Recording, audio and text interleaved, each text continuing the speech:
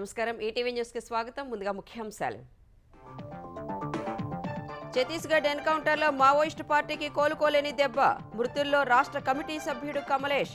చరిత్రలో రెండో అతిపెద్ద ఘటనగా పేర్కొన్న నిఘా వర్గాలు. తెలంగాణలో తుది దశకు ఫ్యామిలీ డిజిటల్ కార్డు రూపకల్పన. ప్రతి కుటుంబానికి ఒక క్యూఆర్ కోడ్ కేటాయింపు. తొలుత రేషన్, మహాలక్ష్మి పథకాలకు అమలు. ప్రతి కుటుంబంలో ఒక పారిశ్రామికవేత్తను తయారు చేయాలన్న చంద్రబాబు. నియోజకవర్గానికి ఒకటి చొప్పున మైక్రో పార్కులు ఏర్పాటు చేయాలని ఆదేశాలు. తిరుమలలో వైభవంగా శ్రీవారి బ్రహ్మోత్సవాలు. సతీ సమేతంగా పట్టు వస్త్రాలు సమర్పించిన చంద్రబాబు. నేడు ఆధునిక వంటశాలను ప్రారంభించనున్న సీఎం. భారత ఆర్థిక వ్యవస్థ వేగంగా అభివృద్ధి చెందుతోందన్న ప్రధాని. త్వరలోనే మేడ్ ఇన్ ఇండియా చిప్పులు ఎగుమతి చేయబోతున్నట్లు వెల్లడి. హర్యానాలో పోలింగ్కు సర్వం సిద్ధం. 90 స్థానాల బరిలో 1000 మందికి పైగా అభ్యర్థులు. పటిష్ట ఏర్పాట్లు చేసిన ఈసీ.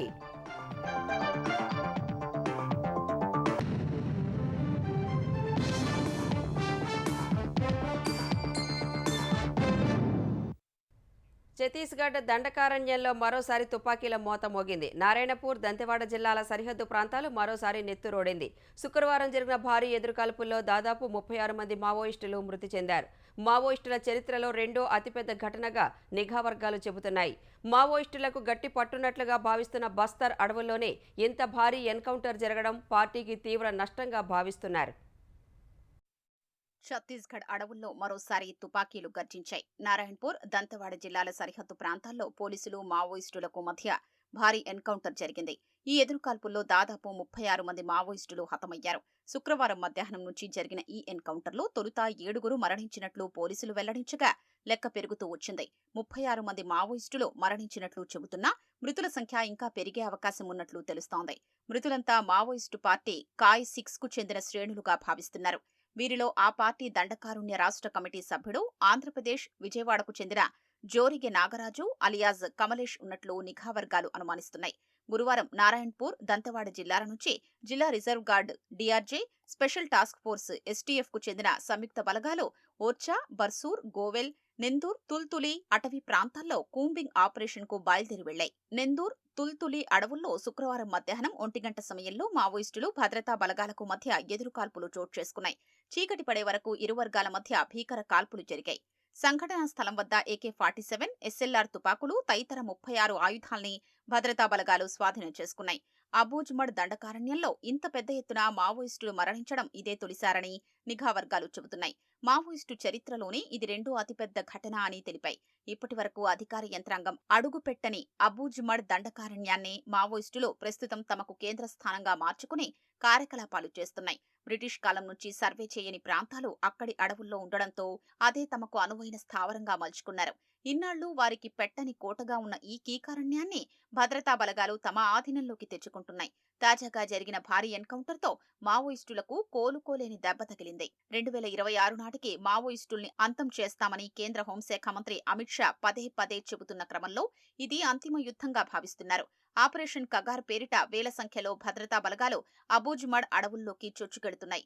ఈ ఏడాది భద్రతా బలగాలు దాదాపు 185 మందిని హతమార్చాయి. ఒకే రాష్ట్రం ఒకే కార్డు విధానాన్ని అమలు చేస్తామని ప్రకటించిన తెలంగాణ ప్రభుత్వం ఆ దిశగా కసరత్తు కొలిక్కి తెస్తోంది. ప్రతి కుటుంబానికి ఒక క్యూఆర్ కోడ్తో ఫ్యామిలీ డిజిటల్ కార్డు ఇవ్వాలని నిర్ణయించిన సర్కార్ తొలుత రేషన్, మహాలక్ష్మి పథకాలకు అమలు చేయాలని నిర్ణయించింది. ఆ తరువాత పలు సంక్షేమ పథకాలకు వర్తింపచేయాలని భావిస్తోంది. భవిష్యత్తులో ఏదైనా పథకానికి దరఖాస్తు చేయాల్సి వచ్చినా అందులోని నంబర్ నమోదు చేస్తే సరిపోతుందని అధికారులు చెబుతున్నారు. తెలంగాణలో ప్రతి కుటుంబానికి అందించే ఫ్యామిలీ డిజిటల్ కార్డు రూపకల్పన కసరత్తు తుది దశకు చేరింది. 4 రాష్ట్రాల్లో అధ్యయనం చేసిన అధికారులు మెరుగైన అంశాలను పరిగణలోకి తీసుకుంటూ సిద్ధం చేస్తున్న డిజిటల్ కార్డు ఓ కొలిక్కి వచ్చినట్లు సమాచారం. కార్డులో ఏ అంశాలుండాలి, తొలుత ఏ పథకాలను చేర్చాలనే అంశంపై రాష్ట్ర ప్రభుత్వం ఓ అభిప్రాయానికి వచ్చినట్లు తెలుస్తోంది. ఫ్యామిలీ డిజిటల్ కార్డుకు ప్రత్యేకంగా ఓ క్యూఆర్ కోడ్ ఉంటుందన్న అధికారులు కుటుంబం మొత్తానికి ఆధార్ తరహాలో ఓ ప్రత్యేక సంఖ్య కేటాయించనున్నారు. ఆ కుటుంబంలోని ఒక్కో సభ్యుడికి విడివిడిగా ప్రత్యేక సంఖ్య ఇవ్వనున్నారు. కార్డుపై కుటుంబ యజమాని ఫోటో ఉంచనున్నారు. కుటుంబ యజమానిగా మహిళనే గుర్తించాలని ప్రభుత్వం నిర్ణయించినందున కార్డుపై వారి ఫోటోనే ఉండనున్నట్లు తెలుస్తోంది. ప్రస్తుతం రాష్ట్రంలో రేషన్ కోసం ఒకటి, ఆరోగ్యానికి మరొకటి, ఇతర పథకాలకు ఇంకోటి ఇలా వేర్వేరుగా కార్డులున్నాయి. ఇక నుంచి ఒకే కార్డులో లబ్ధిదారులు అర్హత కలిగిన అన్ని సంక్షేమ పథకాల వివరాలుండేలా ప్రభుత్వం ఫ్యామిలీ డిజిటల్ కార్డును తీసుకువస్తోంది. పౌర సరఫరాల శాఖ కమిషనర్ డిఎస్ చౌహాన్ కన్వీనర్ గా సీనియర్ అధికారులతో ఏర్పాటు చేసిన ప్రత్యేక కమిటీ సెప్టెంబర్ 25 నుంచి 27 వరకు రాజస్థాన్, కర్ణాటక, హర్యానా, మహారాష్ట్రలో అధ్యయనం చేసి సీఎంకు పవర్ పాయింట్ ప్రజెంటేషన్ ఇచ్చింది. గత 10 రోజుల్లో సీఎం రేవంత్ రెడ్డి డిజిటల్ కార్డుల రూపకల్పనపై ఉన్నతాధికారులతో 5-6 సమావేశాలు నిర్వహించారు. ఆయా రాష్ట్రాల్లోని మేలైన అంశాలు తీసుకుంటూ కార్డు రూపకల్పన దాదాపు కొలిక్కి వచ్చినా కొన్ని మార్పు చేర్పులు జరిగే అవకాశాలున్నాయి. తొలుత రేషన్, మహాలక్ష్మి పథకాల లబ్ధిదారులను అనుసంధానం చేయనున్నట్లు సమాచారం. రాష్ట్రంలో ఇప్పటికే 89 లక్షలకు పైగా రేషన్ కార్డులున్నాయి. తొలుత ఆ లబ్ధిదారుల వివరాలను డిజిటల్ కార్డుల్లో నమోదు చేయనున్నారు. అనంతరం కొత్తగా ఇచ్చే రేషన్ కార్డుల వివరాలను చేర్చనున్నారు. మహాలక్ష్మి పథకంలో భాగంగా 500కే గ్యాస్ సిలిండర్ వివరాలను తొలి దశలో అనుసంధానించనున్నట్లు సమాచారం. ఆ తర్వాత రాజీవ్ ఆరోగ్యశ్రీ, గృహజ్యోతి 200 యూనిట్ల ఉచిత విద్యుత్, పింఛన్ల పథకాలు లబ్ధిదారులను డిజిటల్ కార్డులో చేర్చే అవకాశాలున్నాయి. భవిష్యత్తులో ఏదైనా పథకానికి దరఖాస్తు చేయాల్సి వస్తే పదే ఆధార్ సమర్పించడం వంటి వ్యయ ప్రయాసాలు ఉండవని ఓ అధికారి తెలిపారు. డిజిటల్ కార్డులోని కుటుంబ సభ్యుడి, సభ్యురాలి యూనిక్ సంఖ్యను నమోదు చేస్తే సరిపోతుందన్నారు. తెలంగాణ ప్రభుత్వం మూసీ నది ప్రక్షాళనకు చర్యలు చేపట్టడంపై ప్రతిపక్షాల నుంచి వస్తున్న విమర్శలను తిప్పికొట్టేందుకు నడుం బిగించింది. మూసీ మురికినీటితో నష్టపోతున్న ఉమ్మడి నల్గొండ జిల్లా రైతులకు అవగాహన కల్పించి మద్దతు కూడగట్టేందుకు చర్యలు మొదలయ్యాయి. ఇవాళ నాగోల్లోని శుభం కళ్యాణ మండపంలో సాయంత్రం 4 గంటలకు పెద్ద సభ ఏర్పాటు చేయనున్నట్లు కాంగ్రెస్ వర్గాలు వెల్లడించాయి. మూసీ ప్రక్షాళన కోసం కాంగ్రెస్ ప్రభుత్వానికి మద్దతు ఇచ్చేందుకు నల్గొండ నుంచి రైతులు పెద్ద ఎత్తున తరలి రావాలని ఎంపీలు చామల కిరణ్ కుమార్ రెడ్డి, మల్లు రవిలు పిలుపునిచ్చారు. ఈ సమావేశంలో కాంగ్రెస్ ఎంపీలు అందరూ పాల్గొనాలని మల్లు రవి సూచించారు. గత ప్రభుత్వాలు మూసీ ప్రక్షాళన చేయకుండా వదిలేశాయని, కానీ సీఎం రేవంత్ రెడ్డి మాత్రం మూసీ ప్రక్షాళననే బృహత్తర కార్యక్రమానికి రైతుల సహకారం తీసుకోవడం అవసరమని మల్లు రవి తెలిపారు. గతంలోనే ప్రక్షాళన చేస్తే హైదరాబాద్, రంగారెడ్డి సహా ఉమ్మడి నల్గొండ జిల్లా ప్రజలకు ప్రయోజనం కలిగేదని ఎంపీ చామల కిరణ్ కుమార్ రెడ్డి అన్నారు. ప్రతి ఒక్కరిని ఆదుకునే కలియుగ దైవం తిరుమల వెంకటేశ్వర స్వామి అని ముఖ్యమంత్రి చంద్రబాబు అన్నారు. శ్రీవారి బ్రహ్మోత్సవాల్లో పాల్గొన్న ఆయన స్వామివారికి సతీ సమేతంగా పట్టు వస్త్రాలు సమర్పించారు. బ్రహ్మోత్సవాలకు వచ్చే భక్తుల కోసం టీటీడీ అన్ని ఏర్పాట్లు చేసిందన్నారు. దేవుని దయతో ప్రతి ఒక్కరూ సైనికుడిలా పనిచేయాలన్న సీఎం తిరుమలలో గోవింద నామస్మరణ తప్ప ఇంకొకటి వినిపించకూడదని స్పష్టం చేశారు. తిరుపతి జిల్లాలో 2 రోజుల పర్యటనలో భాగంగా ముఖ్యమంత్రి చంద్రబాబు తొలుత రేణిగుంట విమానాశ్రయానికి చేరుకున్నారు. అక్కడ సీఎంకు నేతలు, అధికారులు ఘన స్వాగతం పలికారు. అనంతరం రోడ్డు మార్గంలో తిరుమల శ్రీ పద్మావతి అతిథి గృహం వద్దకు చేరుకున్న ఆయనకు టీటీడీ అధికారులు స్వాగతం పలికారు. అక్కడి నుంచి శ్రీ బేడి ఆంజనేయ స్వామివారి ఆలయానికి వెళ్లి దర్శనం చేసుకున్నారు. మంగళ వాయిద్యాల నడుమ ఊరేగింపుగా పట్టు వస్త్రాలను తీసుకుని శ్రీవారి ఆలయానికి చేరుకున్నారు. టీటీడీ ఈవో శ్యామలరావు, అదనపు ఈవో వెంకయ్య చౌదరి సీఎంకు స్వాగతం పలికారు. ఆలయంలో ముఖ్యమంత్రి ధ్వజస్తంభానికి నమస్కరించుకొని కలియుగ వెంకటేశ్వరుణ్ణి దర్శించుకొని పట్టు వస్త్రాలు సమర్పించారు. ఆ తర్వాత వకుళామాత, విమాన వెంకటేశ్వర స్వామి, భాష్యకార్ల సన్నిధి, యోగ నరసింహస్వామిని దర్శించుకున్నారు. అనంతరం రంగనాయకుల మండపంలో వేద మంత్రోచ్చారణలతో పండితులు ఆశీర్వచనాలు అందించారు. సీఎంకు టీటీడీ ఈవో స్వామివారి తీర్థప్రసాదాలను అందజేశారు. అనంతరం 2025 టీటీడీ నూతన క్యాలెండర్లు, డైరీలను చంద్రబాబు ఆవిష్కరించారు. శ్రీవారి దర్శనానంతరం మీడియాతో మాట్లాడిన సీఎం హిందువులకు అభినందనలు తెలిపారు. సీఎం హోదాలో ఎక్కువసార్లు స్వామివారిని దర్శించుకుని ప్రభుత్వం తరపున పట్టు వస్త్రాలు సమర్పించే మహద్భాగ్యం తనకు దక్కడం పట్ల గర్వపడుతున్నానన్నారు.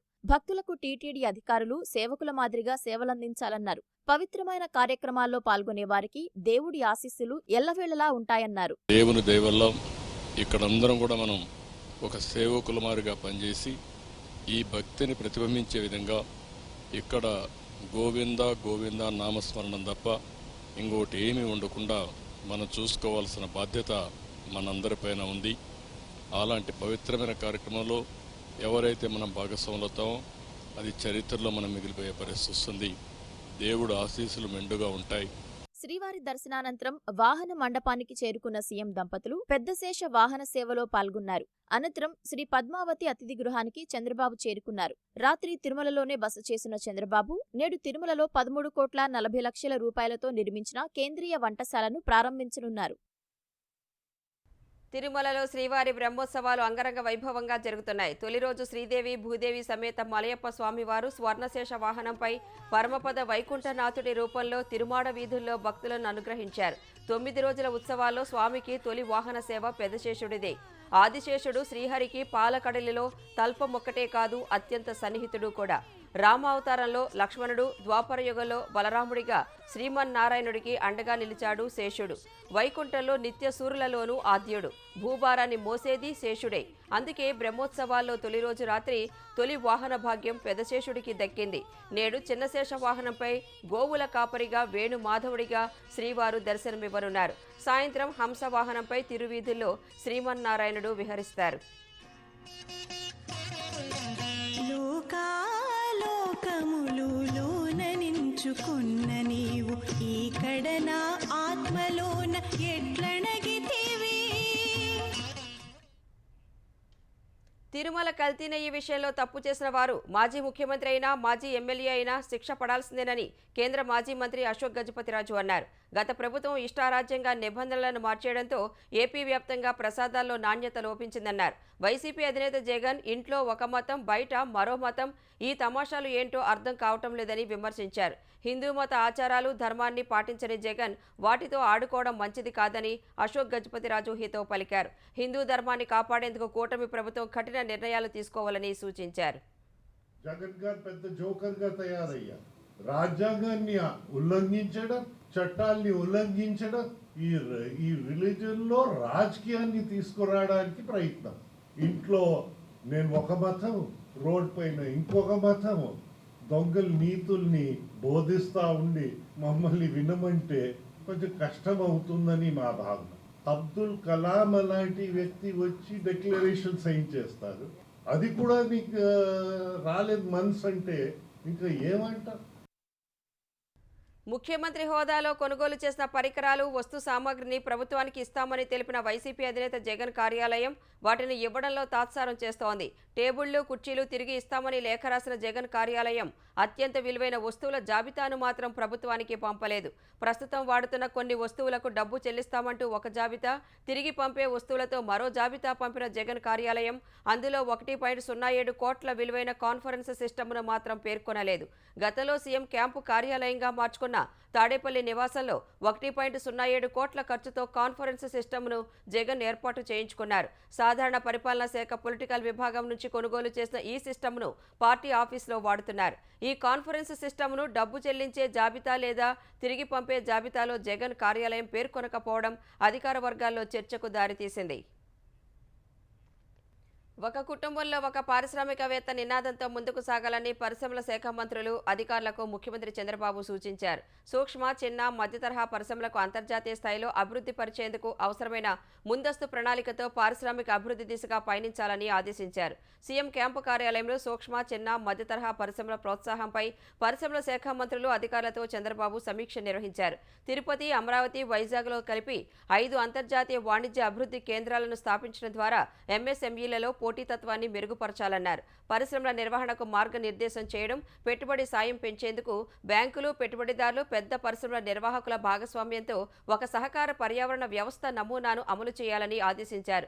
ఎంఎస్ఎంఈల వృద్ధికి క్లస్టర్లు, మౌలిక వసతులను అభివృద్ధి చేయడం ద్వారా ప్రజలు అభివృద్ధి పథంలో పయనిస్తారన్నారు. ఎంఎస్ఎంఈ రంగంలో అత్యుత్తమ ప్రతిభను ఆకర్షించి దీర్ఘకాలం కొనసాగేందుకు వర్కింగ్ మోడల్స్ పరిచయం చేయాలని మంత్రులు, అధికారులను ఆదేశించారు.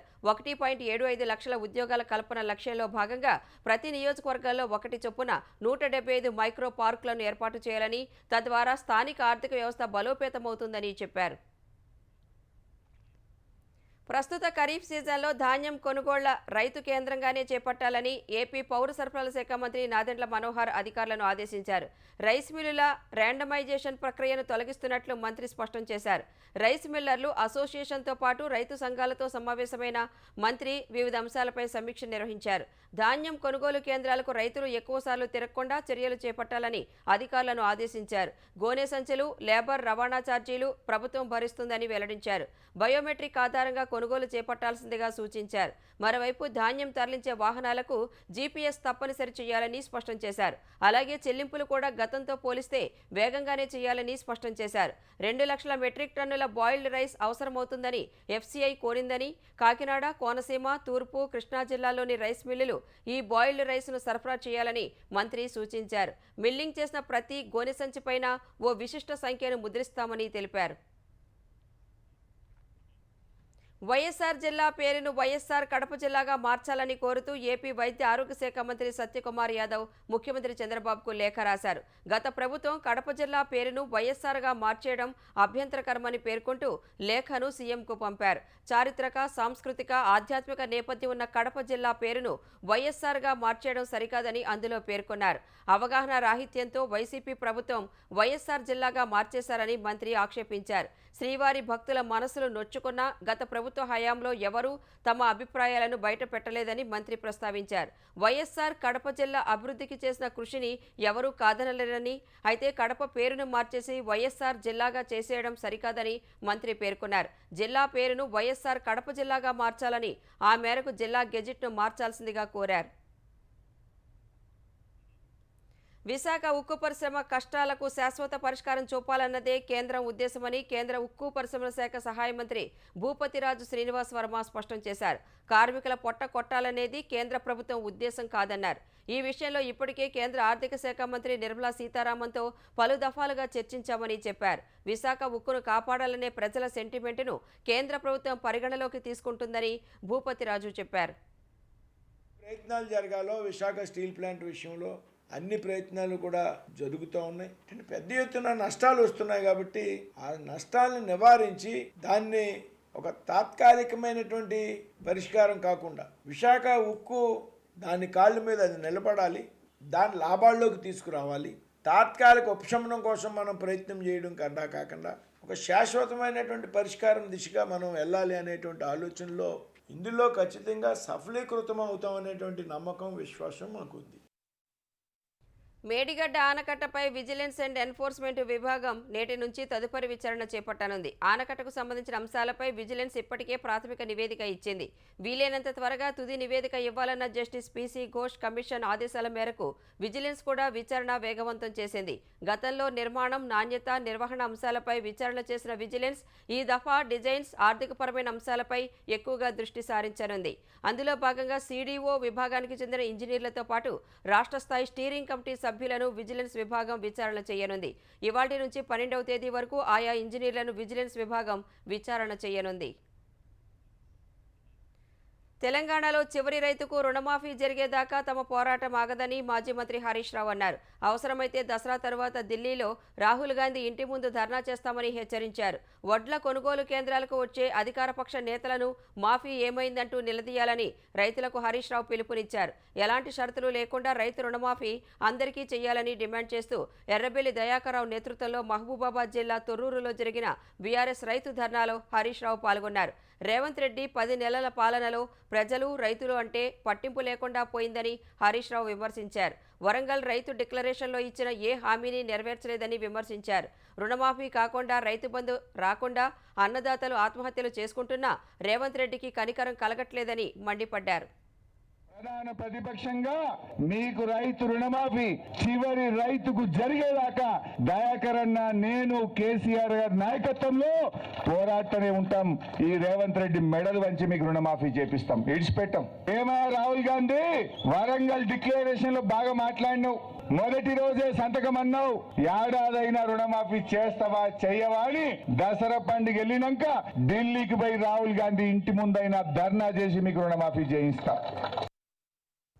ఉప్పల్లో ఈ నెల 12న బంగ్లాదేశ్, భారత్ మధ్య జరగనున్న టీ20 మ్యాచ్కు అభిమానులకు ఎలాంటి అసౌకర్యం లేకుండా ఏర్పాట్లు పూర్తి చేశామని రాచకొండ పోలీస్ కమిషనర్ సుధీర్ బాబు తెలిపారు. మ్యాచ్ నిర్వహణకు సంబంధించిన భద్రతా ఏర్పాట్లపై హైదరాబాద్ క్రికెట్ అసోసియేషన్ ప్రతినిధులతో కలిసి సిపి సమావేశం నిర్వహించారు. ప్రేక్షకులకు ఎటువంటి అసౌకర్యం కలగకుండా పటిష్ట భద్రతా ఏర్పాట్లు చేయాలని అధికారులను సిపి ఆదేశించారు. టికెట్ల పంపిణీలో ఎటువంటి గందరగోళం లేకుండా చూడాలని నిర్వహణ బృందానికి సూచించారు. సాధారణ వాహనదారుల రాకపోకలకు ఎటువంటి ఇబ్బందులు లేకుండా ఉప్పల్ ప్రధాన రహదారిపై ట్రాఫిక్ జామ్ ఏర్పడకుండా ఏర్పాట్లు చేయాలని అధికారులకు ఆదేశాలు ఇచ్చారు. అటు ఇవాల్టి నుంచి ఈ మ్యాచ్ టికెట్ల విక్రయాలు జరపనున్నట్లు హెచ్సీఏ అధ్యక్షుడు జగన్మోహన్ రావు తెలిపారు. మధ్యాహ్నం 12:30 గంటల నుంచి పేటీఎం ఇన్సైడర్ ఆన్లైన్ వేదికగా విక్రయాలు జరపనున్నట్లు వెల్లడించారు. ఆఫ్లైన్లో టికెట్లు విక్రయించడం లేదని స్పష్టం చేశారు. ప్రపంచవ్యాప్తంగా అనిశ్చితి నెలకొన్నప్పటికీ భారత్ వేగంగా అభివృద్ధి చెందుతున్న ఆర్థిక వ్యవస్థగా ఎదుగుతోందని ప్రధాని నరేంద్ర మోదీ అన్నారు. 2047 నాటికి అభివృద్ధి చెందిన దేశంగా భారత్ను నిలిపేందుకు అవసరమైన నిర్మాణాత్మక సంస్కరణలను కొనసాగిస్తామని తెలిపారు. ఢిల్లీలో నిర్వహించిన కౌటిల్య ఎకనామిక్ సదస్సులో పాల్గొన్న మోదీ ఉద్యోగాలు, నైపుణ్యం, సుస్థిరాభివృద్ధి, మౌలిక వసతుల కల్పనపై తమ ప్రభుత్వం ప్రధానంగా దృష్టి కేంద్రీకరించిందని చెప్పారు. ఉత్పత్తి ఆధారిత ప్రోత్సాహక పథకం కింద వివిధ రంగాల్లో 1,25,000 కోట్ల రూపాయల పెట్టుబడులు వచ్చాయని వెల్లడించారు. యువతకు ఇంటర్న్షిప్ అందించేందుకు తొలి రోజు 111 కంపెనీలు రిజిస్టర్ చేసుకున్నాయని మోదీ తెలిపారు. త్వరలోనే మేడ్ ఇన్ ఇండియా చిప్పులు ప్రపంచానికి ఎగుమతి చేయబోతున్నట్లు ప్రధాని వెల్లడించారు. హర్యానా శాసనసభ ఎన్నికల కోసం పోలింగ్ ప్రారంభమైంది. పోలింగ్ కేంద్రాలకు ఓటర్లు క్యూ కడుతున్నారు. సాయంత్రం 6 గంటల వరకు కొనసాగనున్న పోలింగ్ కోసం కేంద్ర ఎన్నికల సంఘం పెద్ద ఎత్తున ఏర్పాట్లు చేసింది. మొత్తం 90 అసెంబ్లీ స్థానాలు ఉండగా 1031 మంది అభ్యర్థులు బరిలో ఉన్నారు. వారిలో 101 మంది మహిళలు ఉన్నారు. 2 కోట్లకు పైగా ఓటర్లు ఉండగా వారి కోసం 20,629 పోలింగ్ కేంద్రాలను ఈసీ ఏర్పాటు చేసింది. పోలింగ్ సందర్భంగా ఎలాంటి అవాంఛనీయ ఘటనలు జరగకుండా భారీగా బలగాలను మోహరించారు. ఒకే విడతలో పోలింగ్ జరగనుండగా ఈ నెల 8న ఓట్ల లెక్కింపు జరగనుంది.